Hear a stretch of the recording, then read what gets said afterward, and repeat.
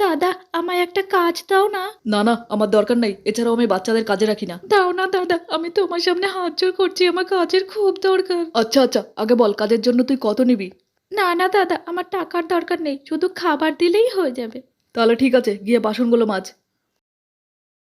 দাদা, আমি সব কাজ করে দিয়েছি। ঠিক আছে, তুই গিয়ে বস, আমি খাবার পাঠাচ্ছি। না দাদা, আমি খাবার খাবো না, আমার খাবারটা তুমি প্যাক করে দাও। প্যাক করে দেবো কেন?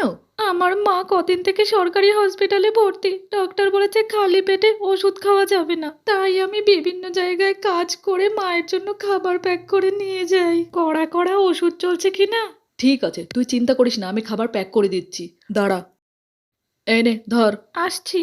ও শোন শোন, আজ থেকে তোর বিভিন্ন জায়গায় গিয়ে কাজ করতে হবে না, তোর মার জন্য খাবার এখান থেকেই নিয়ে যাবি। ঠিক আছে দাদা, তোমার মনটা অনেক বড়।